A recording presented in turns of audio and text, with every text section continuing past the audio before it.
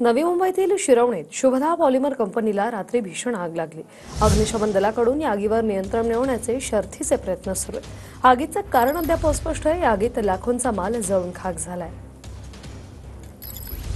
लाखोंचा माल या आगीमध्ये जळून खाक झालेला आहे। आग नेमकी कशामुळे लागली याचं कारण मात्र अद्याप समजू शकलेलं नाही। आमचे प्रतिनिधी ऋत्विक आपल्याला क्षणाक्षणाची अपडेट देतात। ऋत्विक, सध्याची काय स्थिती? आग विझवण्यात यश मिळालेलं आहे?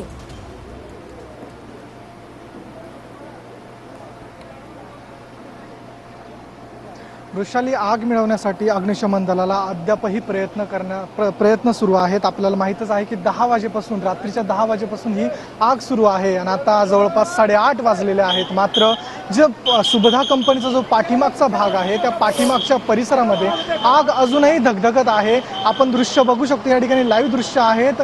आगीचं नियंत्रण अद्यापही अग्निशमन दलाला मिळालेलं नाहीये। अग्निशमन दल सातत्याने मागचे 9 ते 10 तासांपासून या आगीवरती नियंत्रण मिळवण्याचा प्रयत्न करत आहे। मात्र आपण या ठिकाणी धुळेचे लोट बघू शकतो। तसेच दुसरीकडे एका बाजूला हे जे आग दिसते ती कंपनीच्या आतमध्ये आग आहे, ती अजूनही धगधगत आहे। कंपनीच्या आतमध्ये जे इन्सुलिन आहेत, जे इलेक्ट्रॉनिक पदार्थांमध्ये वापरतात, इन्सुलिन असेल तर ब्रेकर असेल, हे सर्व या ठिकाणी कंपनीमध्ये प्रोडक्ट बनतं। मात्र या ठिकाणी या सर्व वस्तूंना पेट घेतल्यामुळे पूर्ण जी कंपनी आहे, 4 मजली ही कंपनी आहे आणि या 4 मजली कंपनीमध्ये पूर्णतः सगळे फ्लोअर पेटलेले आपल्याला पाहायला मिळतात। तसंच दुसरीकडे अग्निशमन दल हे सर्व आगीवर नियंत्रण मिळवण्याचा प्रयत्न करतोय। मात्र या ठिकाणी असलेले नवी मुंबई असेल, सिडको असेल, तसेच वाशी असेल, या सर्व ठिकाणच्या अग्निशमन दलाच्या मिळून सर्व गाड्या या ठिकाणी हजर आहेत।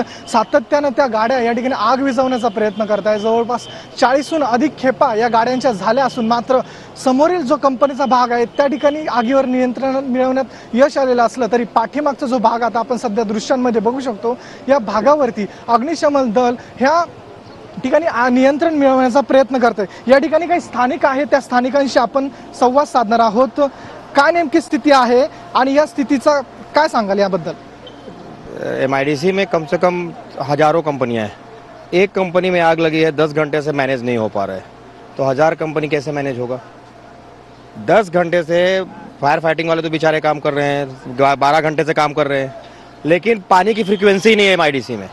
पानी नहीं है तो MIDC किस लिए चल रही है? फिर आज पूरी कंपनी जल रही है और हम लोग शर्थीचे प्रयत्न सुरू आहेत। मात्र आग अजूनही विझवण्यात यश आलेलं नाही। धन्यवाद तुम्ही दिलेल्या या